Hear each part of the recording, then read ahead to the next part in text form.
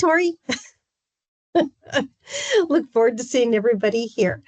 So at this time, I would, like to see if there's anybody new in the group that would like to introduce themselves.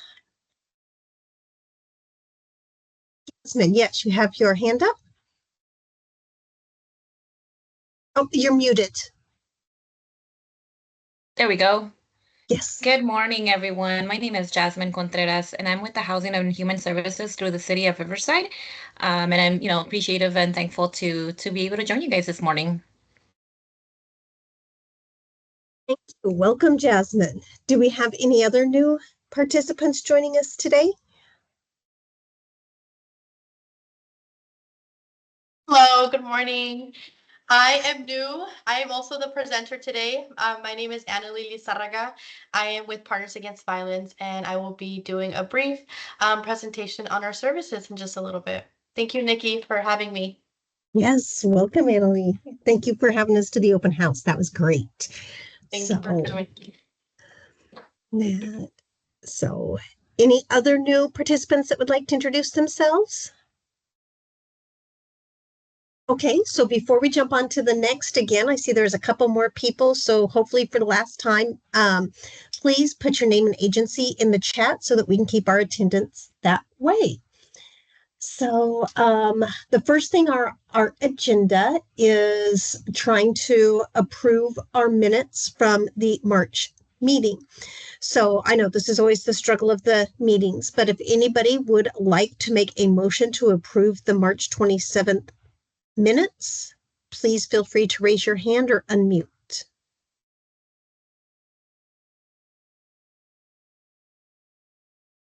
Anyone is allowed to approve those. All you have to do is just say that, yes, I approve the minutes.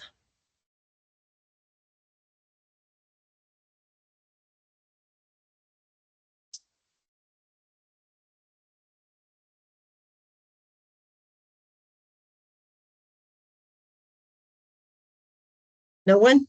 Okay. Well, Nikki, I'm going to put it out there. I'm going Okay. to put a motion out to approve the minutes from March 27th. Okay, thank you. Is Nikki, I'm unable to because I wasn't at the meeting, so otherwise I would, but I can't. Michelle, is there anybody willing to second?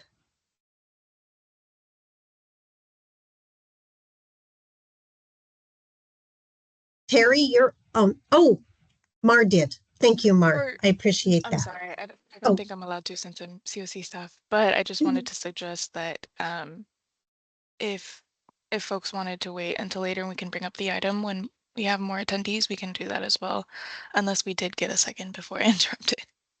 That was good. Yeah, Nikki, I was trying to find, this is Terry, I was trying to find out if I was there. I'm pretty sure I was, but I didn't want to make the motion and then not have me on that attendee list. Okay. Or Caroline, were you there?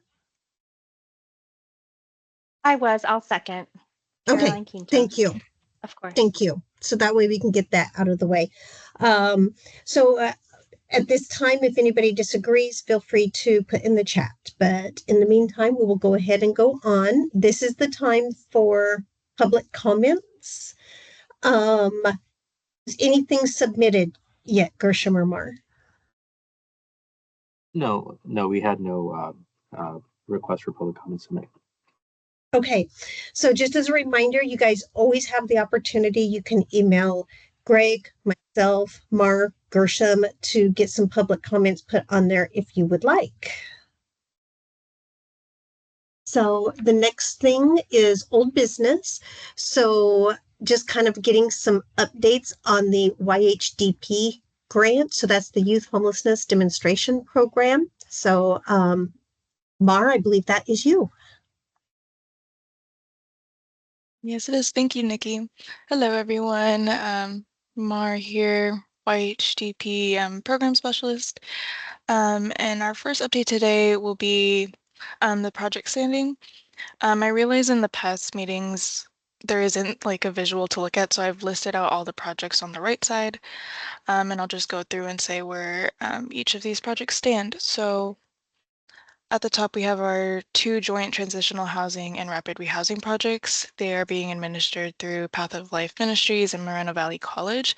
These 2 agencies are still within the contract negotiation process.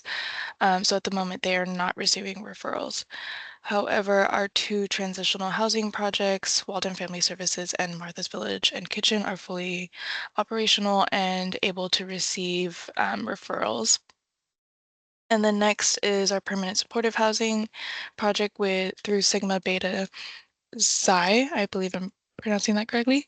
They are able to receive referrals as well for any youth with disabilities. And of course, referrals will need to be through CES.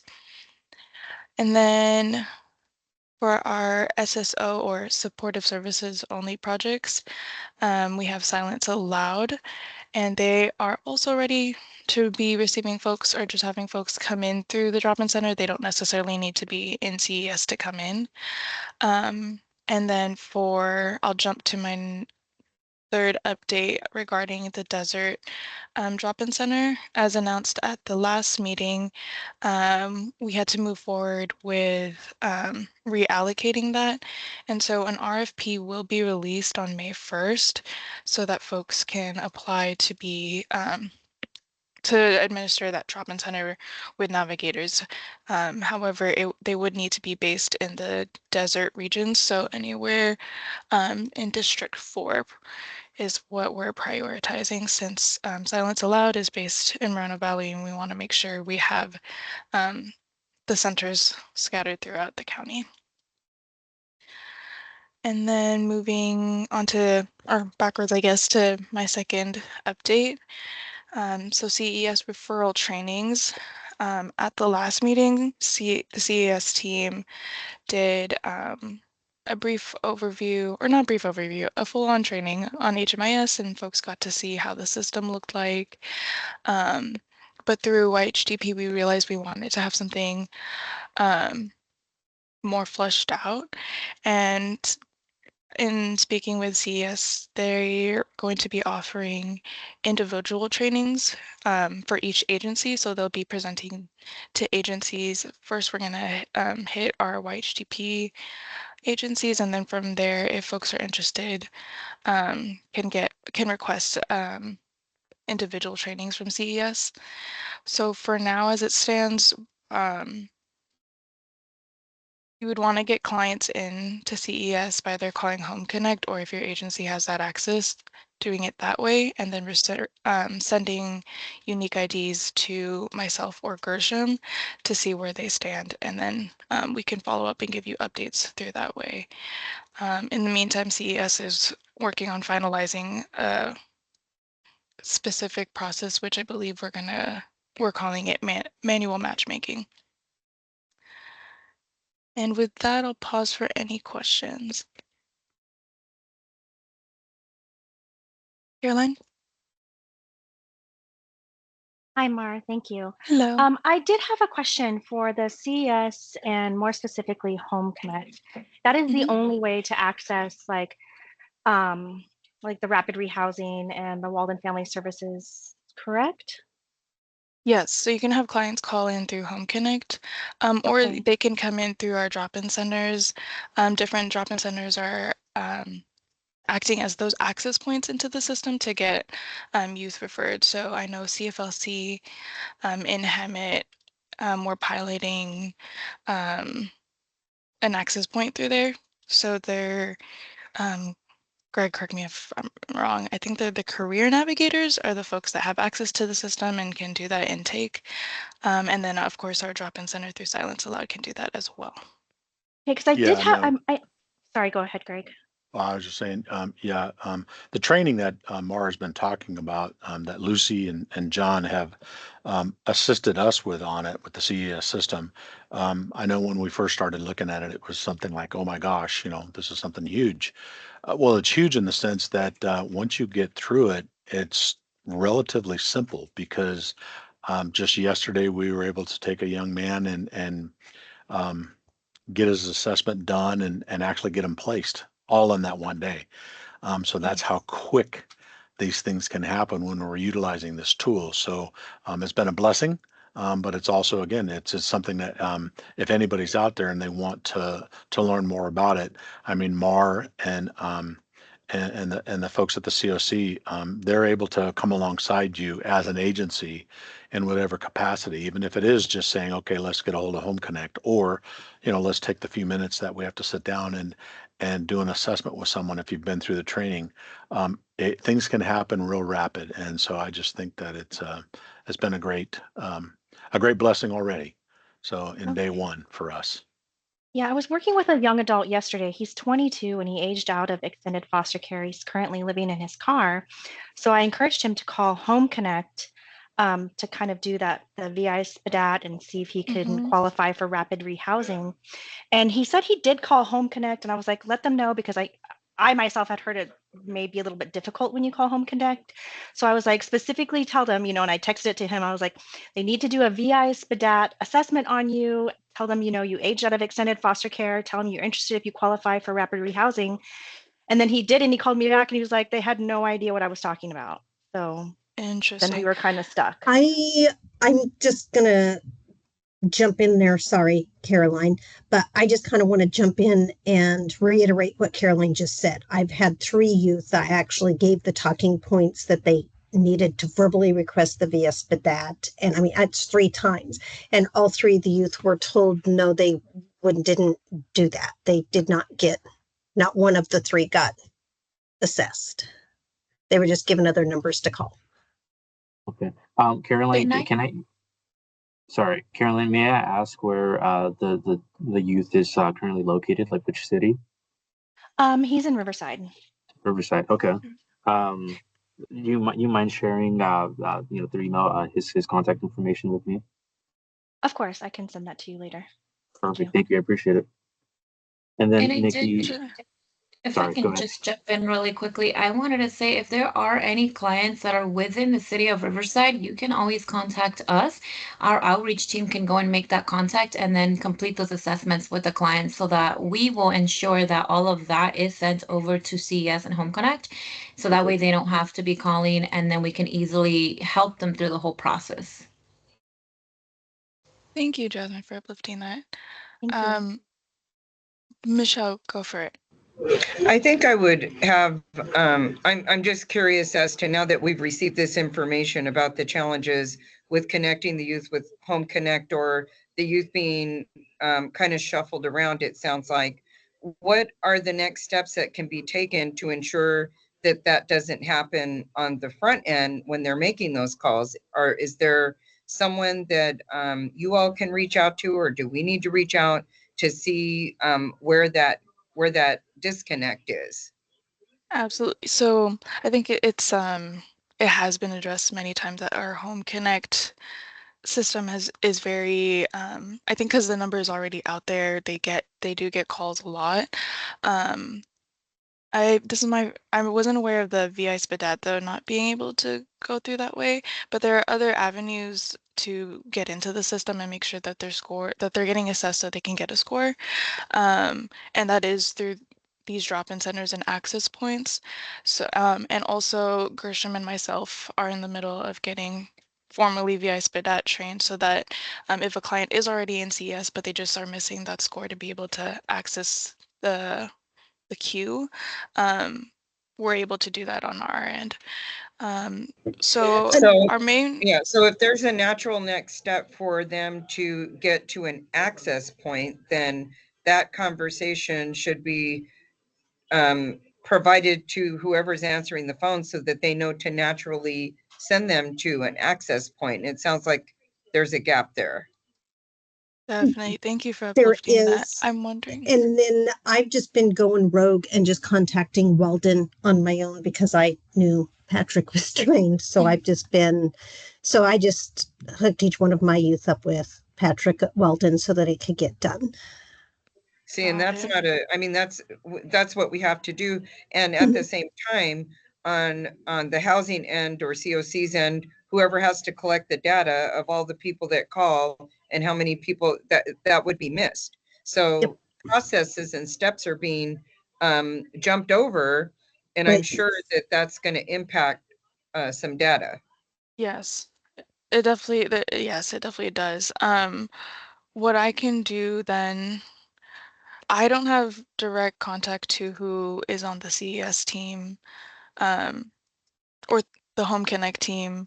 So let me bring up these concerns, and then if y'all want, you can email me. I'll drop it in the chat for anything that you want addressed. But from what I've got, it's is making sure we have those next steps from, okay, you called TES, you're in the system, but you don't have, no one's assessing you and getting you a VI SPDAT score.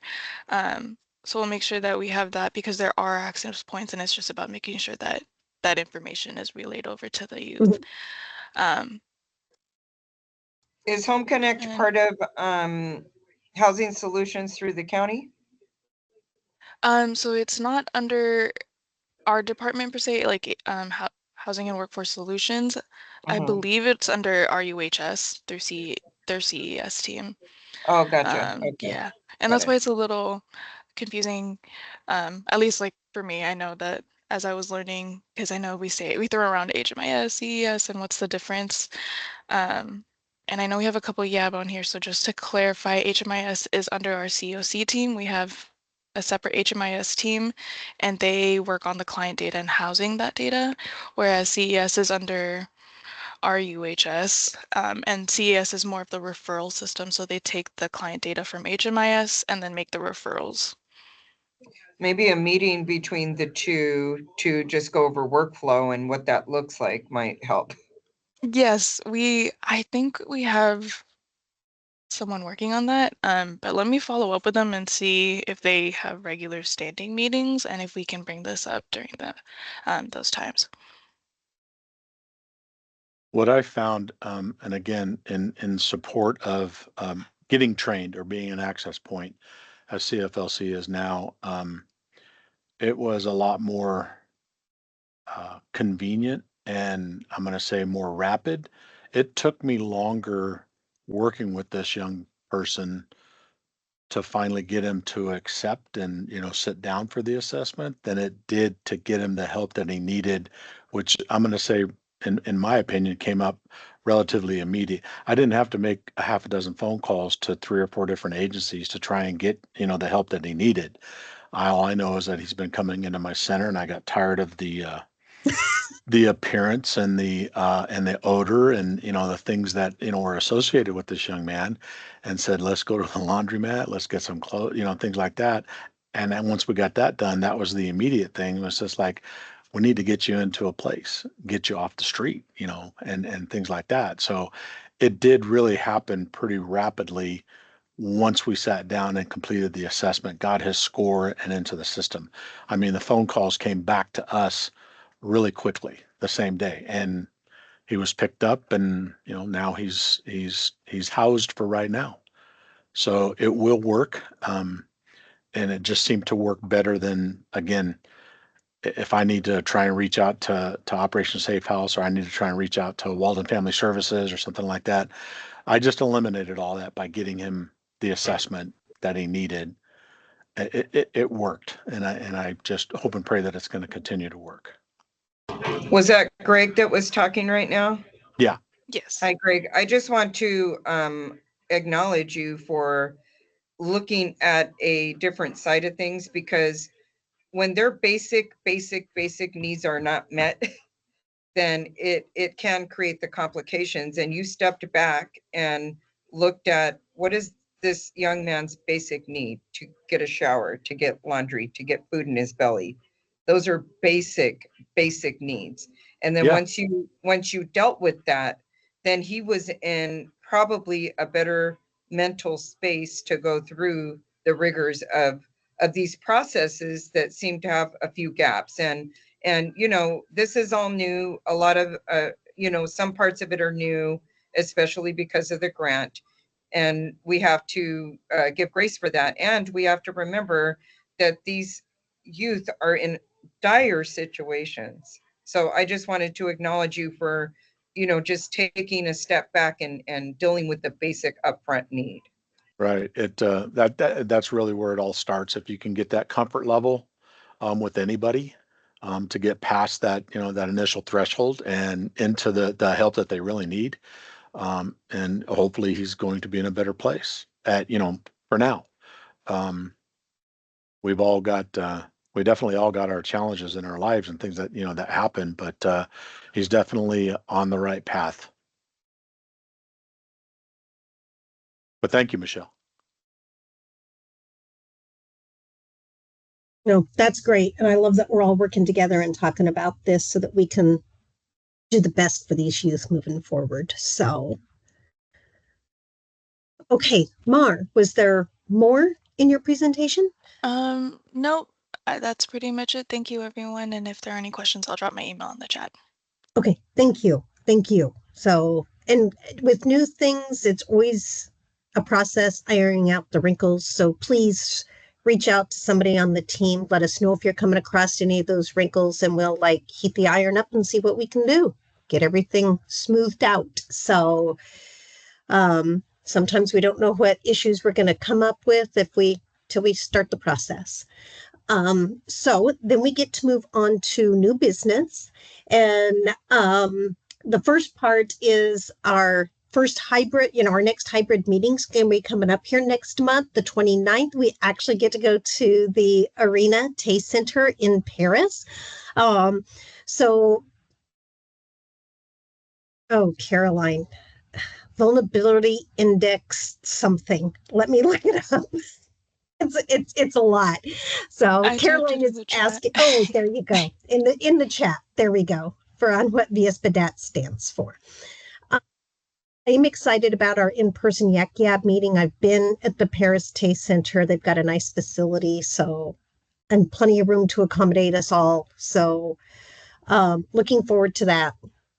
And then the next thing that we have is our agency partner kind of presenting is Partners Against Violence, Annalee. If you're ready, I will go ahead and let you take over. Yes. Am I able to share my screen, or are you guys going to have my presentation up? I have your presentation up, but if you want to share your screen, you're more than welcome to. You can just have it. Okay. It'd be easier that way. Yeah. Perfect. I don't use Teams, so I'm not really familiar with that. I don't want to mess anything up. Got it. Okay, good morning, everyone. Like I mentioned earlier, my name is Annalee Lizarraga. I am a community outreach specialist, and I'm also a victim services coordinator here with Partners Against Violence, stationed at our La Quinta office. My entire presentation is going to be just a little backstory on how we started the years, our offices, and overall, we serve survivors of sexual assault. And so just a disclaimer to everybody, that is what my presentation is going to be about.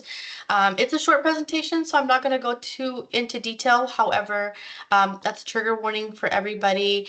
If at any point you feel uncomfortable or you feel like you can't finish off the entire presentation, please feel free to mute me or even close the Zoom, the Teams. It's completely okay. Okay. So our mission is to partner to build healthy relationships with families, communities, and generations that are overall free from violence. Our vision, so we believe that all people should be able to live free of violence of any kind.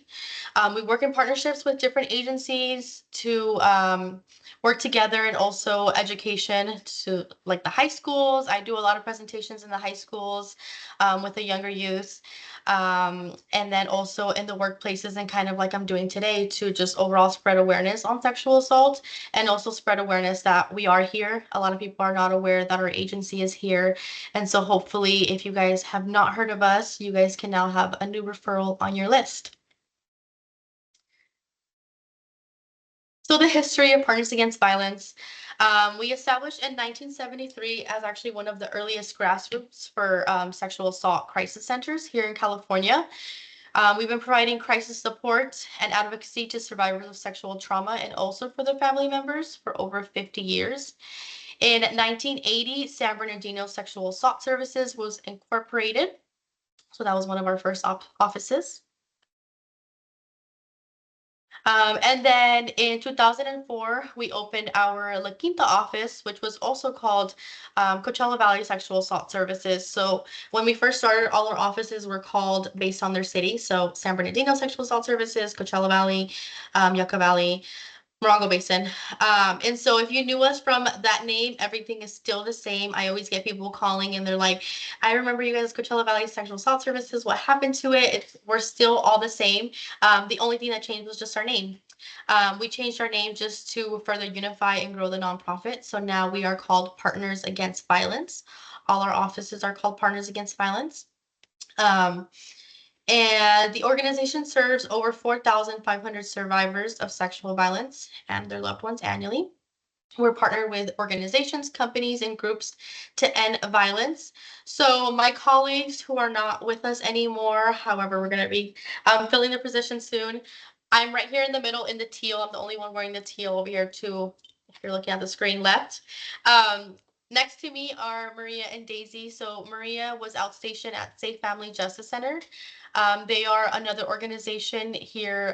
There's a few offices. So the one here in Indio, they help out survivors of sexual assault, domestic violence, human trafficking. They assist with like restraining orders, relocation, that kind of thing. And so we had Maria, that is my colleague. However, she was outstationed at Safe Family Justice Center, so that we had someone on hand over there. And then over here, Daisy was also outstationed at Barbara Sinatra Children's Center. So if you're not familiar, they are the Children Advocacy Center. They assist children that have been sexually assaulted, physically assaulted. And so same thing, we had someone in so that we could kind of have somebody in those two different agencies that, of course, we work really closely with. So just a little bit about consent. We're very big about consent, of course, as a sexual assault center. So the best way we love to remember consent is I love fries. So F for freely given, R for reversible. That is very big, from someone saying yes to now being able to say no. Informed, enthusiastic, and specific. So consent is an agreement between participants to engage in sexual activity. Consent should be clearly and freely communicated. It should be an affirmative expression of consent. And it can help both you and your partner understand and respect each other's boundaries.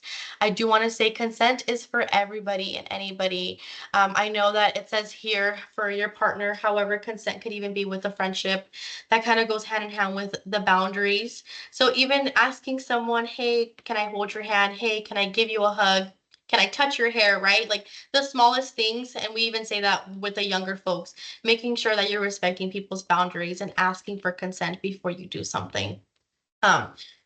And then consent cannot be given to individuals who are underage, intoxicated, or incapacitated of drugs or alcohol. If someone agrees to an activity under pressure, that is not considered consent because it was not freely given. Same thing, especially with the underage. I hear people saying things all the time, especially with the younger generation.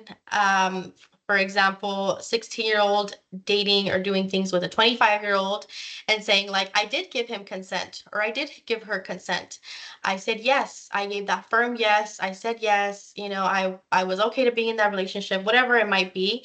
And then just having to bring them back down to reality that it's not consent, even if, you know, you're saying yes and all of these things, it's not consent because you're under the age of being able to legally give consent.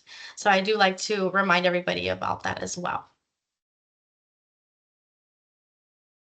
So now on to Sexual Assault Awareness Month. April, we like to say, is our month. April is Sexual Assault Awareness Month. It's also Child Abuse Awareness Month. So it officially began in 2001. There have been movements that bring awareness to sexual violence since the 1950s, however. It started with raising awareness with the teal ribbon and its meaning on overall sexual assault. In the mid-2000s, it moved to the focus of awareness and prevention in communities, colleges, and workplaces. Campaigns now include sexual health advocacy, prevention, awareness in the schools, communities, workplaces. So I work a lot with the schools, especially. I just finished our Safe Dates program with Rancho Mirage High School. Safe Dates is overall a 10-week curriculum where every session is a different topic. So there's a topic on healthy communication, a whole topic on boundaries, what that is, about consent. Just every single session was completely different, and it's a way to overall teach the students and basically everybody, even the teachers, on the red flags in unhealthy relationships. Also, yes, mental health is also, is it April? I thought mental health was May. I just Oh saw yeah, the no, it's on May, but April is the one that you're sharing right now, the sexual violence awareness month assault. Mhm. Oh, I just see the next month. Okay, I'm sorry. I just saw a Yeah. little chat. Um, Mhm. so yeah, so the safe dates is overall to teach the students about having healthy relationships, not even just in their dating relationships, but also their relationships with their parents, their teachers, their colleagues. And so it was a really great session. I had like 15 students, so I'm hoping to continue that. I also do presentations on healthy relationships, unhealthy relationships, and then also about overall our agency and what we do here. Denim Day. So Denim Day is next week, next Wednesday, the 30th. Denim Day is every single last Wednesday of April. So that's the best way to remember it, the last Wednesday of April. If you don't know about Denim Day, I'm going to read you guys the story. This is kind of how it started. So in Italy in the 1990s, a young girl of 18-year-old was raped by her 45-year-old driving instructor, who took her to her very first driving lesson. He took her to an isolated road, pulled her out of the car, and removed her jeans and forcefully sexually assaulted her. She reported it. The perpetrator was arrested. He was prosecuted. He was then convicted, right? He was in jail. Years later, he appealed the conviction, claiming that the sex was consensual, leading to the Italian Supreme Court to overturn the conviction and release the perpetrator. A statement from the court argued that because the victim was wearing very tight jeans, she had to help him remove them. And by removing the jeans, it was considered not rape, but consensual sex. That became throughout the entire Italy, the jeans alibi. So enraged by all that, all of the women came to the steps of the Supreme Court with their jeans, which was not common. It's still not really common, right, to wear jeans to a professional workplace.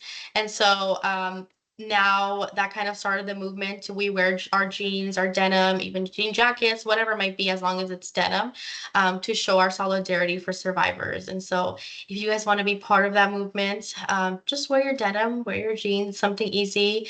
You guys, we always post on our Instagram all of the events and our people that send us their pictures wearing their denim, and we'll post it. You guys can even tag your agency and we could repost it. So we're on Instagram, Partners Against Violence, if you guys want to join the movement. How can you support a survivor? There's no timeline for healing. Remember that. Give them space when needed. Never blame them. What they were wearing does not matter. Consider if you were in their shoes, what would you want to hear? How would you want to be treated? And then ask how you can support them, and of course, offer resources. If you look there, there's a lot of question marks, right? We are asking survivors, what do they need from us? We should not be throwing all these things for them. Report to law enforcement, go to the hospital right now, call the hotline. No, we should be asking, what does the survivor want? Because survivors are not always ready to report. Sometimes they just simply want counseling. Sometimes they're just not ready for any of that. Or maybe they're never ready to report to law enforcement. Just accept their decision for healing. Onto our services. So our biggest thing is accompaniment. We work with Eisenhower. So if you guys are not aware, Eisenhower is actually the only hospital here in the Coachella Valley that does SART exams, sexual assault. They're the only ones that have the sexual assault response team. The other closest one is, I want to say, in Moreno Valley and Redlands. And so with that being said, if we have survivors that are lifted, for example, to Desert Regional, or they're at JFK, which we have seen with many survivors who have been not only sexually assaulted, but also physically assaulted, and they cannot physically go to Eisenhower, what will happen is our SART team, our nurses will respond out to those hospitals. And so they'll just take all of their equipment and they'll respond out and do the exam there at those hospitals. So when somebody comes in to get a forensic exam, an exam you get when you're sexually assaulted, the nurses call us and we respond out right away. And so that's actually part of survivors' rights, which many people are not aware of, that they have these rights to have an advocate with them throughout any of this, through this entire process, basically. So when they call us, we'll respond out. We will say who we are. We'll let them know that we're not there to question them. We're just simply there for emotional support, and that's what we are. We're not there to build a case, to ask any more questions. We're just simply there so that they don't feel alone, especially because in the SART rooms, the only one who could be in there is us, the nurse, and the survivor. No family members are allowed in there. And so once we let them know that, we let them know, like, I'm a safe person. I'm not going to ask you any questions. I'm just simply here for emotional support. That helps them feel better, especially because they don't know us, right? And it's something very invasive. We remind them that we're by their head. We're not seeing anything. We'll turn around if there's any pictures being taken. And then we'll always let them know, like, I'm just here if you want to hold my hand. We always bring our stress balls and our fidget toys for them. I've had survivors tell me, can you please talk to me about something so that I can make this go by faster? I'm not thinking about what's happening right now. And I've done that. I've talked their ear off. And then I've also just sat with them in complete silence, and they did want me there. We always right away ask them, do you want me in this room? We always remind them I could leave at any point. I can step out at any point. Our biggest thing is giving survivors their power back. So letting them know, like, this is your exam. You could stop at any point. I could leave at any point. Making them be able to make their own decisions with that. And so, yeah, that's how we work with Eisenhower. With law enforcement interviews, if they go to get a forensic exam, usually they'll do the law enforcement interview there as well, and we can be in the room with them as well. If there's no exam that's going to be done and they're going to do an interview with law enforcement at a sheriff's station, maybe even here, we could also be there. Law enforcement does not call us. So we always let everybody, all of you guys know to spread that information out, because many times survivors are not aware that they can even have an advocate with them during any of these interviews. And they do have that right. And so if they let law enforcement know, hey, can we wait until my advocate gets here? Law enforcement is obligated to wait until we respond out.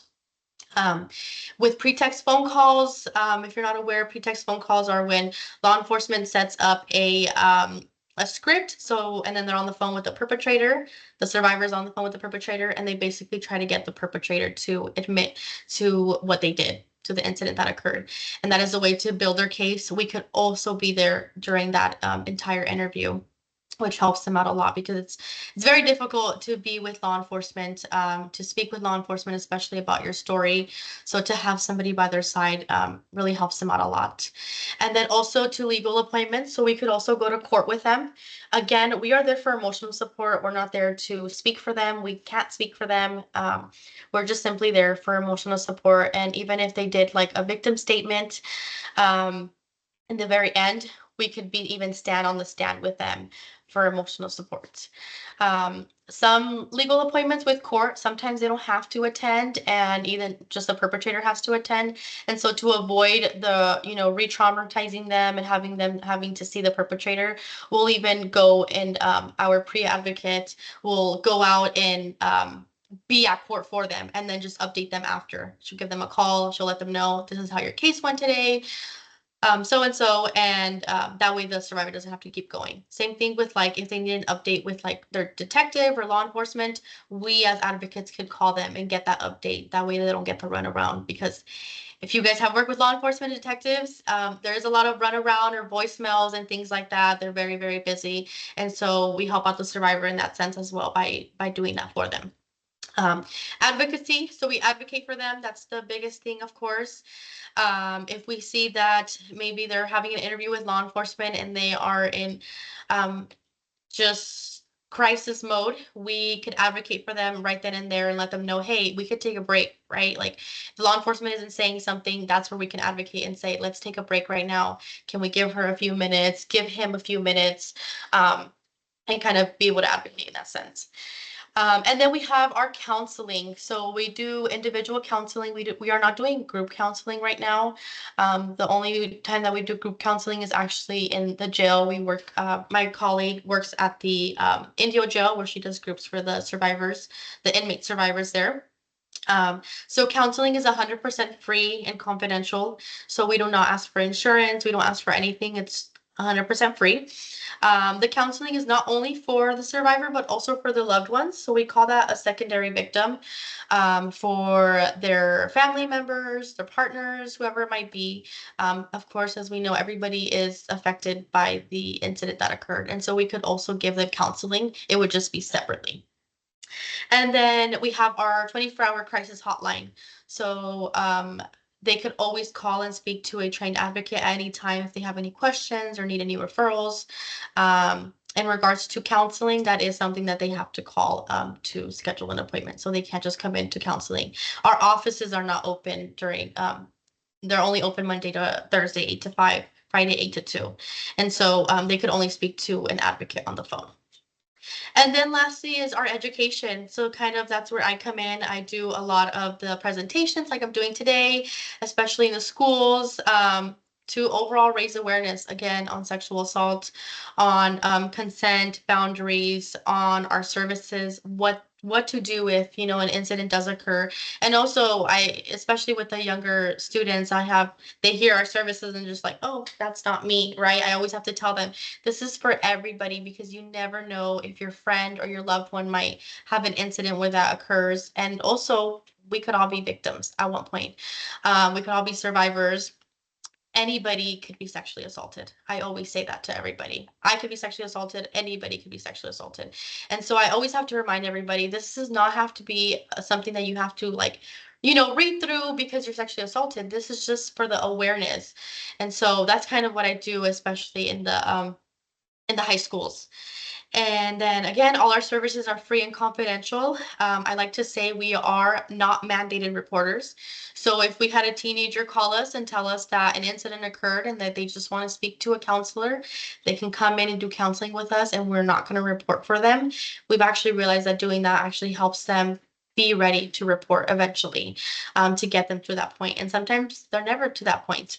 Overall, our services are just to assist survivors and let them make their own decision.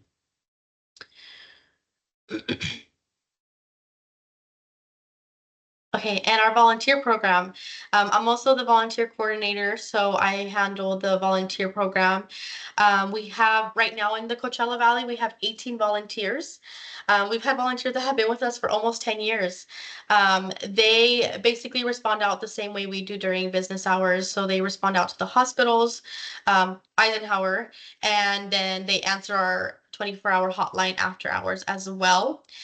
You have to go through a 52-hour training. You're basically trained to be almost like a staff member. And then it's completely free. You don't have to pay anything. We conduct the entire training, 52 hours. And then also you don't have to do follow-ups or anything. So the only thing is you're like the first crisis person, first response. You're the one who sees the survivor first in the hospital and also in the sheriff's station if they go there, and then also speak to them on the phone. After that, I'm the one who does the follow-ups, and we kind of take over from there.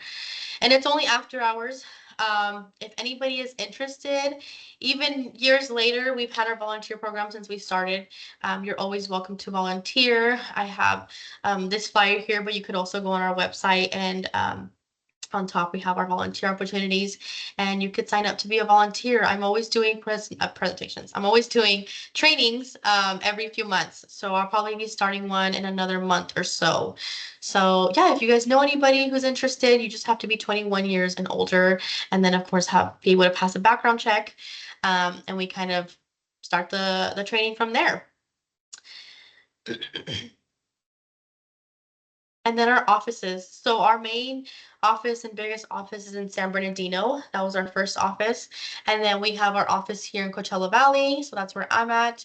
We are off Highway 111 in Washington, in the shopping center on Happy Point. Our office is right here. And then we have one in Morongo Basin, so the Yucca Valley area. We're opening up our Victorville office back up very soon. And then we have some satellite offices. So we have one in the Yucaipa station and then also in the Redlands Police Department station. That is the 24-hour crisis hotline. That is our Coachella Valley office number. Sometimes in our pamphlet, you will see the San Bernardino office number. You can still get connected to us. You just simply let them know you want to be connected to Coachella Valley, and then they'll connect you. But we have a specific number, which that is a number for the Coachella Valley. It'll connect you automatically to us. There's our address. And then, like I mentioned earlier, we're open Monday to Thursday, 8 to 5, and then Friday, 8 to 2. No matter what, they could always speak to somebody. We could always respond out. We're always able to respond out 24 hours at the end of the day. And then my email is down here, Annalie.L@partnersav.org. We have 2 Annalies. I do want to say that. I know it's not common, but it's just spelled differently. And so if you were ever trying to reach me on the office, please try to say my last name. I know it's very difficult, even if you say Annalie L. The other Annalie is Annalie Mendoza. And so Annalie L, Annalie M, whoever you're trying to get in contact with, just make sure you clarify, because it's very difficult when I'm like, which Annalie are you looking for? But that's overall it. If anybody has any questions, please feel free to let me know. Thank you guys so much. Thank you, Emily. And I will have to say, we've had them come in and present to the THP youth in Coachella Valley and have done a great job, So I very much recommend that. And Terry, you had a question? That was amazing. Thank you. Oh, thank you, Terry. Like it takes special people. I always say that. There's special people in all realms, and so it's a village, and I appreciate all of everything that you guys do. My second was just a random question. Why are the assessments only at Eisenhower? I have the same question. Unfortunately, they're the only ones who have a SART team. So that stands for Sexual Assault Response Team. That takes they have to be trained to do forensic exams. So the forensic exams are the exams you get specifically when you're sexually assaulted. They actually also do the exams for strangulation. I'm not exactly sure if there's another place that does the strangulation exams, but I know for certain that Eisenhower is the only one that does the forensic exams overall.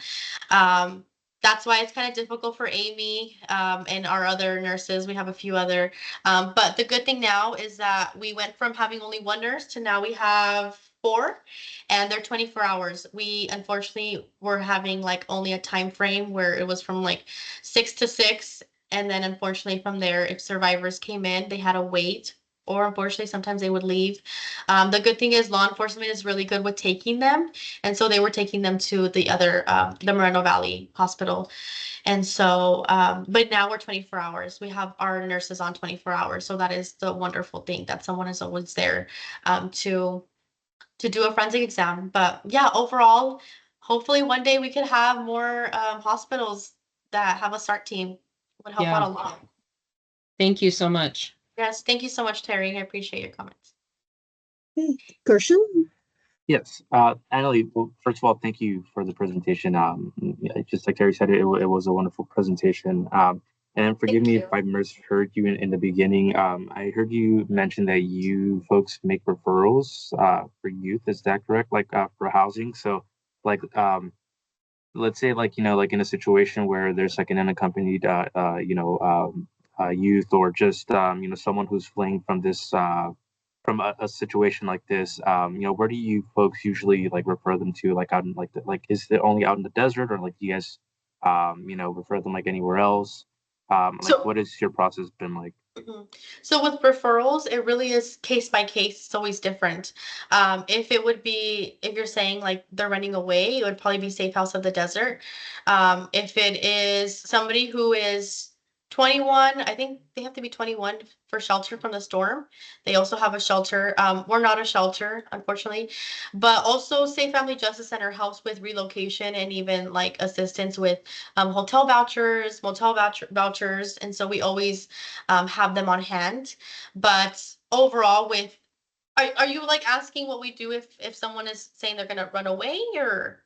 No, I was just like wondering, like, what your guys' process has been like when referring you to like, like shelters and things like that. You Okay. answered my question, but I think that definitely like once we identify like our drop-in center like out in the desert, I would definitely like to reconnect with you and kind of just provide you that like process or just like just to have like add on to like your list of resources as well. Yes, Yeah. definitely. Yes, So that'd be yeah. great. Yeah. So thank Yes. you, Annalie. I appreciate it. Yes, of course. We're always doing referrals. I learn about different agencies every single day almost. If anybody even had a question like, hey, like, I'm trying to send a client to somewhere, do you know somewhere?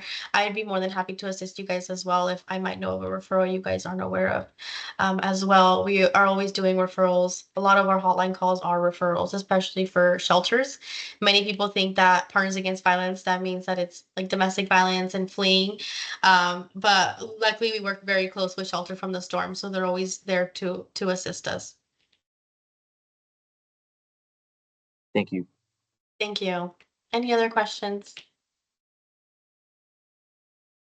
Okay, my email is there. If anybody thinks of something later on, you're more than welcome to email me. I do want to say, please do not send my email to any clients. I do not want any client sending me their whole story through email because then confidentiality can be broken or subpoenaed. So I always say it's better for them to give me a call on the hotline, or even for them to come in person. This email is simply for you guys, for staff members and community members that have any questions, presentations, or anything in specific. Okay, thank you. And Gershom and Mar, just to verify, this PowerPoint with the information and stuff will also go out. It will be available on the Google Doc, right? The Google Drive. Yes, that is correct. It has been added on the Google Drive folder already for this meeting. Okay. Wonderful. Perfect. Wonderful. Thank you both for having me. I really appreciate it. Oh, thank you. And sorry about the last minute hitting you during your open house day. I'm glad it worked out. Thank you both so much. Okay, thank you. Okay, so the next item on the agenda is, our standing items, the agency bed availability. So again, last month I shared the link for that Google document for the youth who qualify for extended foster care. So that is always out there available for everybody to see what bed availability there is for that limited group. For myself, I just got an empty unit in Moreno Valley that can go either male or female. So there'll be 2 beds there. Michelle, did you have any availabilities? Yes, thank you for asking. I have a male vacancy in Corona and in Menifee. And I have 2 male vacancies within the city limits of Riverside, like for RCC type students. I have 1 female parenting and 1 male parenting in Riverside. The female parenting is closer to the UCR area, and the male parenting is closer to the Tyler Mall. And then I have, I'm going to have a female Corona probably towards the end of May. So if anybody's needing to plan ahead, towards the end of May. And then I have 2 female openings in Riverside.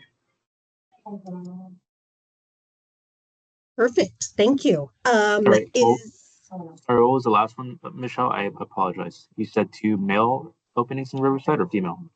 2 female and 2 male in Riverside. Oh, okay. Thank you. Question for you, Michelle. For parenting beds, is it only, because I noticed you said you have male and female, if we have mom and dad together, are they able to take a bed? No, we don't, unfortunately, don't do family placement. Okay. So the male that I have, he has partial custody.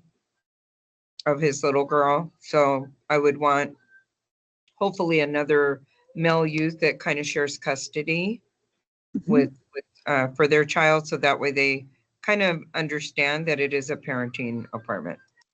Got it. Okay. And Mar, I do believe there's one agency who is starting to do that. That is Okay.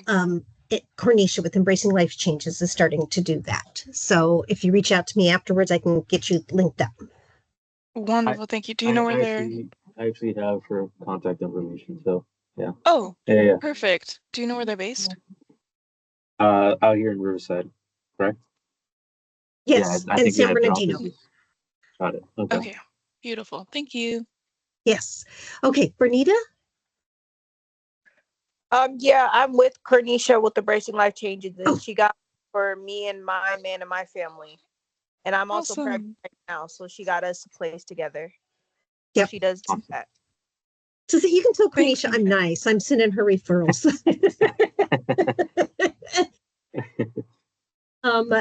Cornisha does have openings right now, 3 male, 2 female. So, or if she's got the Google Doc updated. So Perfect. Thank you so much, Nikki. Yeah, reach out to me. I'll get you the application. We'll get everything going. Does anybody else here have bed availability? Is Safe House on or Weldon?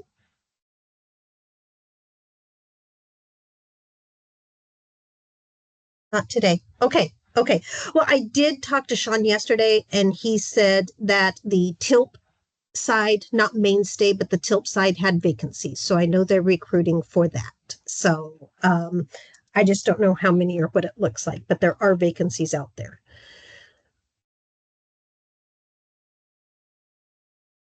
Okay.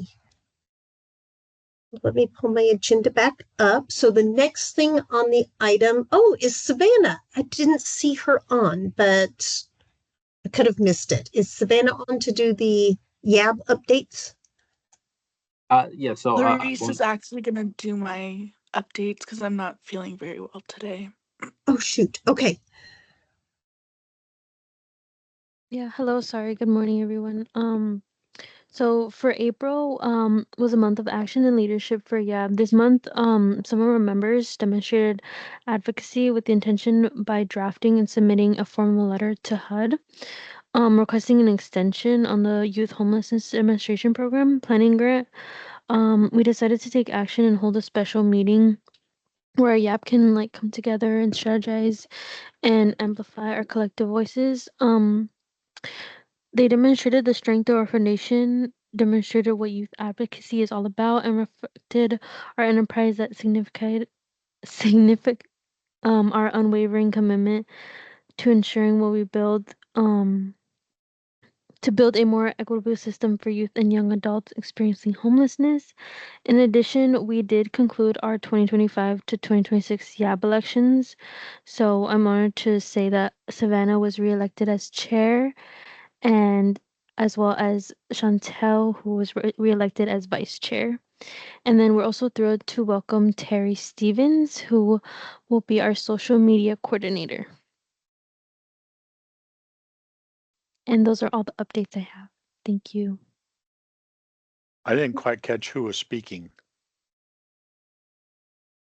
It's Clarice on behalf Clarice. of Savannah. Okay, gotcha. Thanks, Clarice. You're welcome. Thank you, Clarice. I don't think we take enough time sometimes to like realize how blessed we are to have such an active YAB. I mean, like literally active. So thank you, all you young adults, for everything you guys are doing. I mean, it's phenomenal. So the next thing on the agenda is Lucy with the coordinated entry system updates.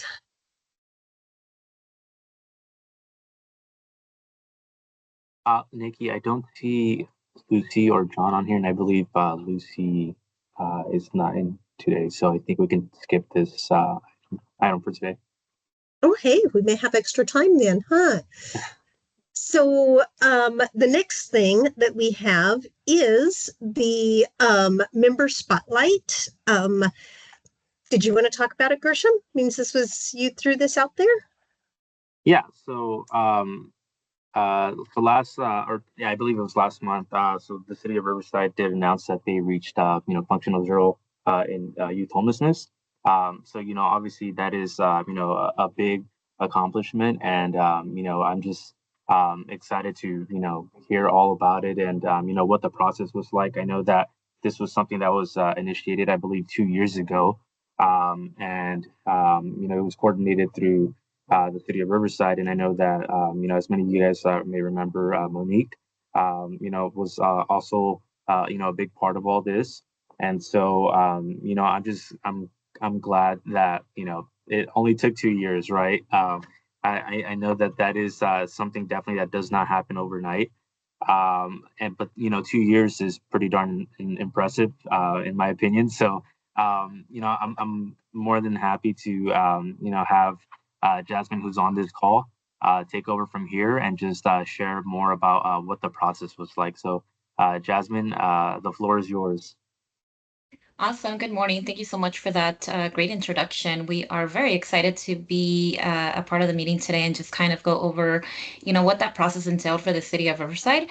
And again, a lot of you'll hear throughout this presentation, we are very, very grateful for all the partners that helped us achieve, functioning zero within the city of Riverside. And so we'll be able to spotlight them as well at the end of the presentation. But we'll go ahead and get started. So again, my name is Jasmine Contreras. I am with the city of Riverside. And our first slide up here, as functioning zero, a lot of people do tend to get that confused. What it really means, reaching functioning zero, is that we have outreached, we have made contact with the youth who are currently on the community queue through CES, and we have either been able to house them. We have provided vouchers and are currently helping them to locate units to get them into stable housing, so that we can go through that whole process with them. So a lot of our take clients who are within the city of Riverside, or I want to say all of the take clients that are within the city of Riverside that we were able to outreach, they are provided with 12 months of rental assistance through our programs, through our grants, and we do also provide case management. So this ongoing case management is really just to ensure that they are able to reach their goals. We want them to be successful in placing them into permanent housing, right? Because again, our grants are only 12 months, but we do hope that they're able to reach stability within that 12 months via the case management that we provide. And so some of the data that we have here, I know the numbers seem very low, but again, this goes back to our partners. It is very, very important to note that a lot of the take clients who were not outreached by us, whether they were within the city of Riverside or of course outside the city limits, a lot of our partners were able to step in and assist through that process as well. So we have, the various departments with the county, RUHS, we have HOPE, we have Housing Authority, who were able to come in and provide assistance, rental assistance to the take youth as well. As far as for us right now, as it stands, our rapid rehousing vouchers that are aged, we have currently housed 4 clients within the last, and this is all within the last 6 months. So housed 4 clients, 4 of them hold vouchers, meaning they are currently in the process of trying to locate a unit, which again is something that we as the city of Riverside also provide assistance with. And then 11 are pending documents. And so that can mean several things. That means that maybe we are still assisting them with completing the VSPDATs and adding them to the community queue, getting the home connection referrals, or even just obtaining regular vital docs, ID, social security cards, or even completing our program application. Next slide, please. And so we want to go over a little what the client referral typically looks like for us, and I imagine for many other agencies as well. And this will also kind of go back to the earlier question that we had as far as the VSPDATs. I think that what's made it easier for us is having our outreach team engage the clients, meeting them where they're currently at out in the streets, whether they are in a car, sleeping in a park, maybe just got kicked out of their home, what have you. If they are within the city of Riverside, we can have our outreach team go out and engage them. We offer services such as getting them into a shelter. If and when available, we do also offer motel vouchers. Again, that is not usually always available, but when the option is there, we do tend to provide those options to them.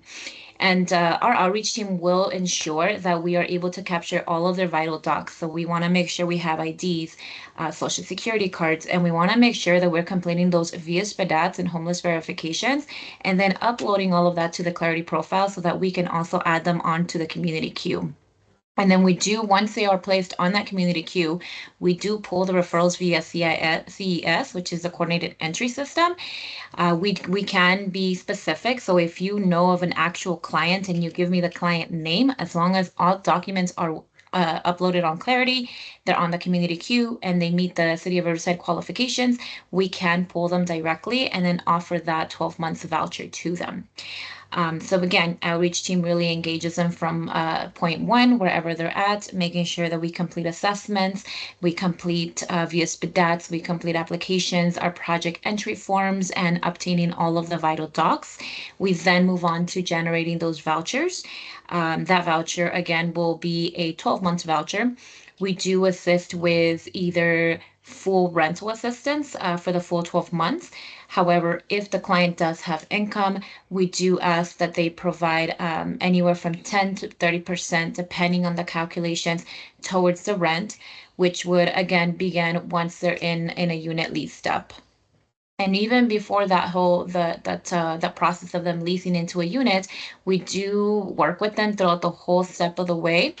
And we do provide assistance with locating units. I think that right there is the hardest step, if you will, because it's now talking to other property managers, advocating for the client so that they can get approved, regardless of what they have on their background, if they do have evictions, criminal charges, and so forth.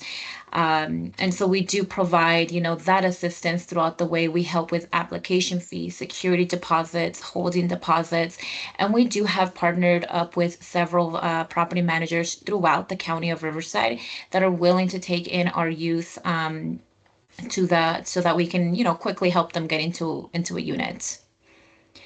Next slide, please. One of the biggest things that I really do actually like about our grants is that we do provide ongoing case management for our clients. And I think the case management aspect is really, really important, specifically with this age population, because a lot of the times we have clients that come in and have, something as simple that may seem simple to us as, going to go get a bank statement, opening up a bank account, how to go grocery shopping. All of that tends to be a little scary for them. So we do try to help them throughout the whole process. Once they get into the units, we will do what we call a warm handoff from the outreach worker into the case manager role, right? We will introduce them to their new team, and that case manager will ensure to meet with the clients on a weekly basis. We want to make sure that we're going out to the units every week just to touch base with those clients and see how we can better assist you. How can we ensure that you are going to be or remain in stable housing, right? Because again, our programs are only 12 months of rental assistance. And those case management visits are conducted in the unit, and we can provide any type of assistance that is needed, whether it's transportation to other agencies. Maybe they need to go to a medical appointment, or maybe they want to go apply for Social Security. We do also generate our individualized service plans, or ISPs for short. And again, that's really focused on setting goals that the client would like to accomplish. And a lot of those goals they're aimed towards helping them increase their income or obtain income if there's no income there.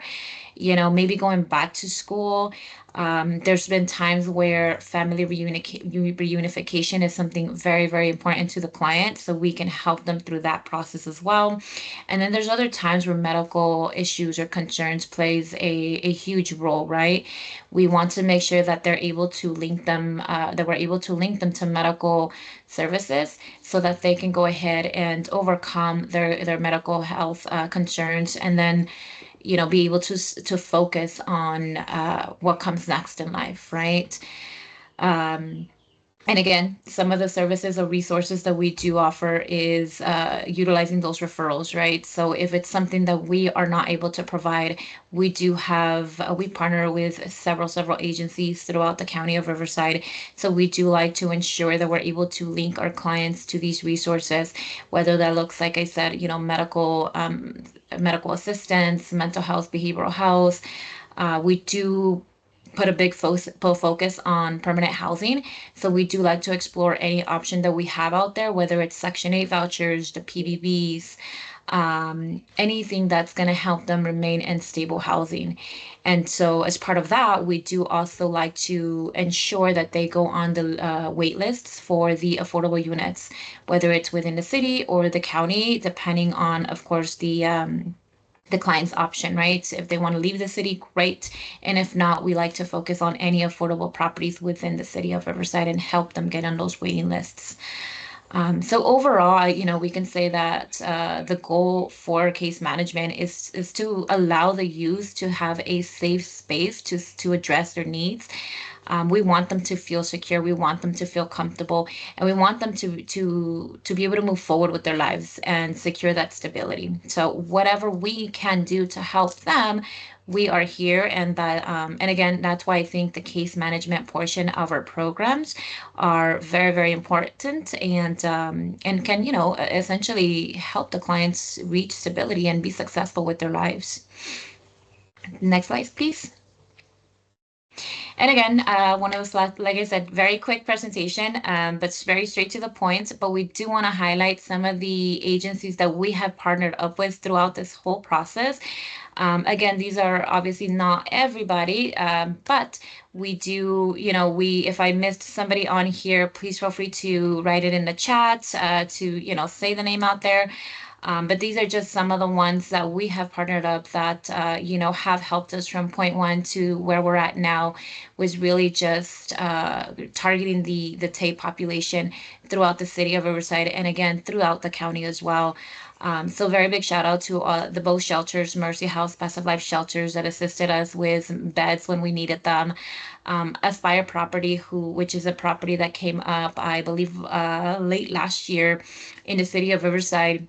They actually took in a lot of our City of Riverside and County of Riverside clients, maybe not through our referrals, but they did work with our UHS, Housing Authority, and various other departments through the County of Riverside to go ahead and house the individuals that needed them.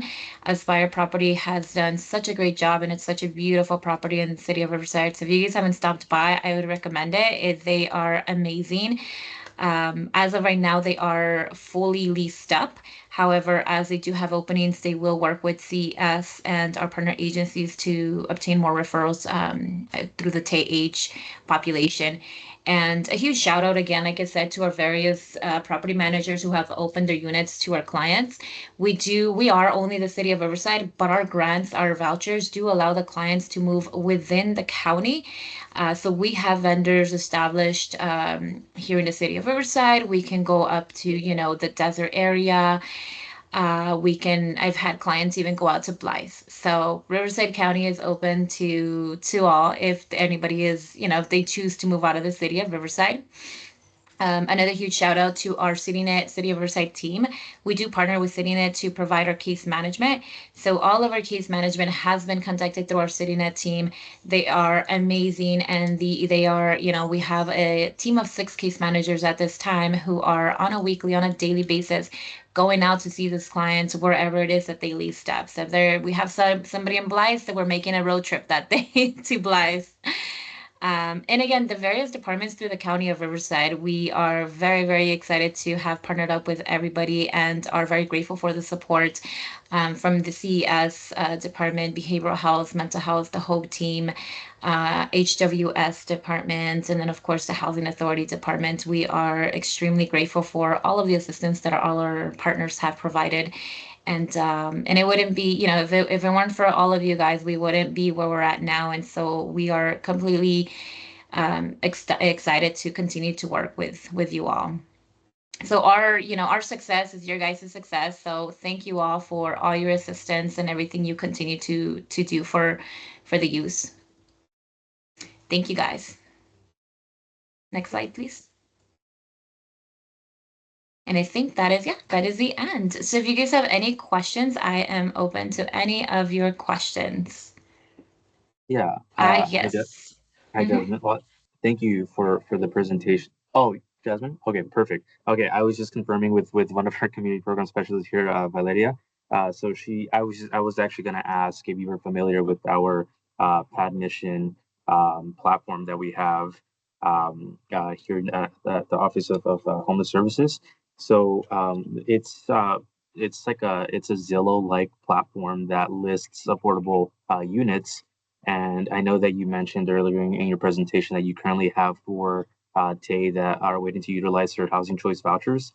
So we actually do have a landlord based here in Riverside who is currently looking to fill up a unit, and they have stated that their preference is someone who has a housing choice voucher. So I'm more than happy to connect with you after today's meeting, as well as Valeria, who's currently overseeing the PAD mission program. And then just as a general, like announcement, like if you know any caseworkers, who would be more or who would be interested in, learning more about this program, I strongly encourage you guys to reach out to myself or our community program specialist, Valeria. I will be dropping our emails in the chat. But just to go back to that, Jasmine, I would be more than happy to, connect you guys to see if we can get this youth housed. Yeah, definitely. Let me know. I think we can definitely move forward if you want to just go ahead and email me afterwards, and then Okay. we can definitely do that. Perfect. And that's a great point that you bring up, because we do also utilize and forget me because my mind just went blank, your link that you have with all of your established vendors throughout the Pad, county of Riverside. Pad mission. Yeah. What was that? I'm sorry? It's Pad mission, correct? That's the one that you mentioned. Yeah. Yes, that one, yes. And so a great resource, because again, we're able to, not only us, but when we are working with somebody else, maybe one of the shelters, we're able to advise them to kind of log on there. And it's a great resource, I think, for anybody that is currently looking for units for the clients. So yeah, thank you for that great resource as well. And if there's anything that you guys need as far as location of units, please let me know, because again, within the city of Riverside, if your client is looking for a unit, feel free to reach out to me. I'll go ahead and drop my information on the chat box. We do hold meetings. We want to go back to weekly meetings where we review any units that we may have come across during that week, whether it's units that we've come across or maybe our partner agencies have come across. And it's more so of a collaboration, because a lot of the times I have units that are just sitting there that none of our clients want to move forward with, but maybe somebody on your team can take advantage of those units. So I will drop my information on the chat box, and if you guys would like to be part of that meeting, please let me know. Thank you, Jasmine. Yeah, of course. Do we have any other questions? I just wanted to share a comment against, like, with the properties. As I mentioned before, a young man who just, we needed to meet the basic needs. These young people that we're helping, they need to have those basic needs met as well, because we've partnered with Aspire at making sure that, pots and pans, bedding, all that type of stuff that comes along with, getting your own place, is in place, with them and for them. I remember going back when I met Monique and picking up and delivering furniture for young people that I had no contact with, had no, clue as to them. But again, meeting those basic needs, where they're at, is very, very important to their success. Um, Anytime anybody can kind of jump in and do that, I mean, collect that stuff, if you happen to be one of those, yard sale people, or, whatever it may be, because there's a lot of stuff that is required. A lot of us, might take for granted that we've already got it, but how did we get it? And sometimes that's just something that they really need. Yeah, I think that's a great point. We do, Aspire, and like you said, you guys as a agency partner up with Aspire. We've seen the welcome baskets that you provide the clients, and they are amazing. They really hold stuff like things like you said that we would take for granted, that we wouldn't necessarily think about, right? But it's when you're in that unit, you realize, okay, I need pots and plants, something as simple as a shower liner, right? So a lot of that stuff is really, really important. And so what we do with our clients as well, when we are not, obviously clients that are not going into Aspire, we do put together a quick welcome basket for them that consists of a lot of those basic necessities or items. And we do partner up with various other agencies. If it's funding that we don't have available, we do partner up with various churches. Our case management team is really great about making those connections as well. So we do have a church here in the city of Riverside that, when available, they also provide either new or gently used furniture. Just to help them get started, right? Because having a couch, having a table in your apartment can seem probably not something that you're thinking about in the moment, but once you're there and you're sitting or standing in your apartment, you kind of realize I need something to sit on, right? And one of the great things about our program too is that when we get clients into the unit, we do ensure that that apartment has a refrigerator and a stove and a bed. So we do provide all three if needed. Sometimes the units do come fully complete with the appliances. So we'll provide the bed, but when there is that need of a refrigerator needs to be in that unit, we do provide that before the client leases up, just to make sure that, of course, we are meeting our safety inspections as well, and that they have that need met. And again, we are open to any donations as well. If you guys have any items, please let us know, because we do have quite a few clients that are going into these units that will benefit from having those necessities met. Jasmine, and what was the name of that church that you mentioned in Riverside? Good question. I'm going to go ahead and get with my outreach team. I'm sorry, my case management team, and get that church name for you. I know the lady, the point of contact, her name is Betty. And I hear she works with various other agencies throughout the county as well. But let me get that contact information from our case management team, and I can go ahead and definitely send it over. Okay. Are you talking about Betty from Wesley Methodist and Mary Trope from? Yes. Yeah, so we've been partnered, Aspiranet has been partnered with Wesley Methodist for a super long time. And I had referred Betty over to Monique when she was here to get some of that partnering going. And then the other person that's contracted is Feed My Flock Ministries. They're the ones that are contracted by the city of Riverside to offer the move-in baskets and things. And I just connected with Mary through Betty because she wants our youth to help them organize their her storage. Yeah. Feed My Flocks Ministries is a great nonprofit agency that is out there. She, as you were saying, she provides a lot of those welcome baskets. She does have a storage full of furniture items that clients may need, even something as simple as lamps, right? And she's always on the go. So it's very, we've been very grateful to partner up with Feed My Flock Ministries for quite a while now. And so Ms. Mary and her husband are really amazing. She also does life skills workshops. They're contracted through, their grant is through the city of Riverside is what she shared with me. So if anyone is in need to hire someone to do workshops, they do that. But Betty is an amazing person. Like I said, I've been working directly with that church for as long as I've been with the agency, for over 12 years. And that's where we host a lot of our events for our youth. Yeah, amazing. Yeah. Thank you for that. Is there any other questions?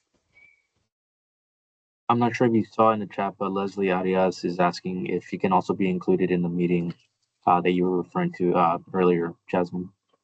Yes, of course. Yeah, thank you. It was nice to hear from you again, Ms. Leslie. I'll definitely add you to the meeting. We are hoping to kick off the meetings again starting next month. We do hold them on Wednesdays, anywhere from, I want to say this time around, we're going to probably schedule around 10 a.m. It seems like 10 a.m. or, that morning time is best for most agencies. So we'll go ahead and make sure to send an invite out to you all. Alrighty, do we have any other questions? Well, I see none. So thank you all for having me on here. And again, on behalf of the City of Riverside, we definitely like to thank all of our partners. Like I said, if it weren't for all of you, we would not be where we're at today. And so I'm looking forward to continue to work together and provide that assistance to our population. Thank you. Thank you, Jasmine. So we're going to move into number 7, a call for agenda items for our next meeting. So I'm going to put it out there if there's anybody that would like to have something added to our agenda or be part of, a presenter, a spotlighter, we welcome any and all information from anybody.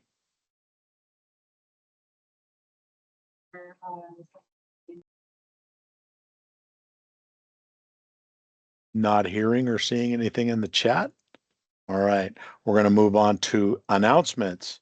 Number 8, if there's anybody here that would like to make an announcement in terms of activities, events, projects, anything that's happening within your organization or your youth, or the youth themselves, those that we have on this Youth Action Board, we welcome any announcements that anybody may have.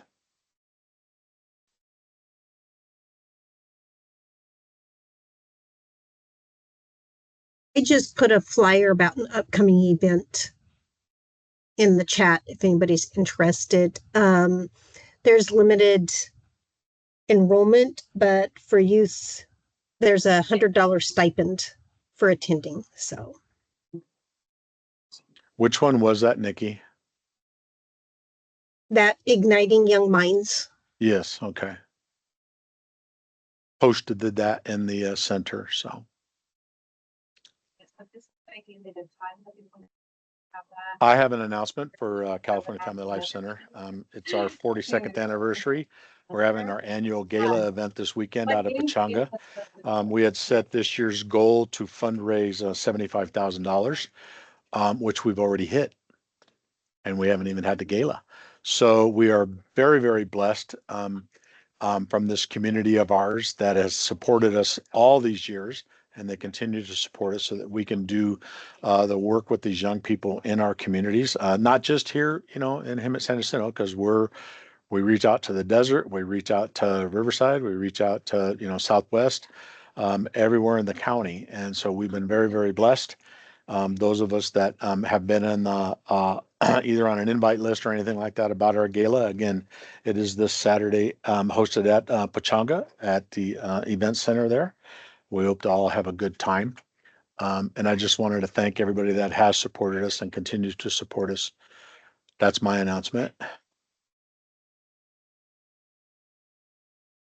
I have a quick announcement. I know I mentioned it earlier, but just in case, I know some people have joined on later in the meeting.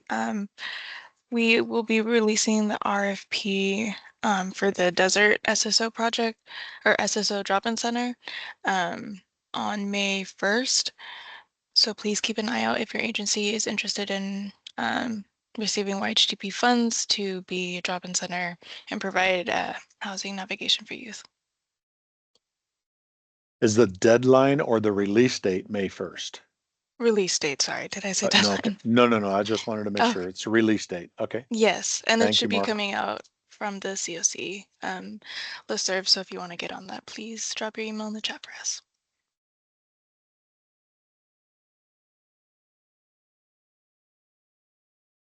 Anybody else?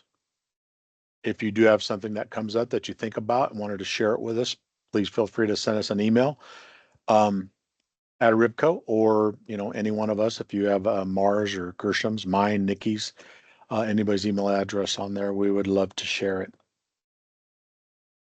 If there's no other announcements, I will entertain the adjournment. It is 11:30 a.m.